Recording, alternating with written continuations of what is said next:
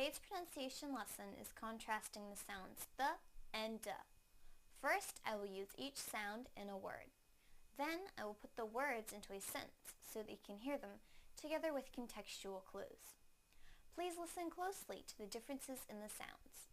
First, the th sound in the word there. There, there.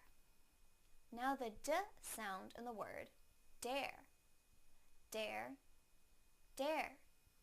Now I will use them both in a sentence. I don't dare go there. I don't dare go there. I don't dare go there.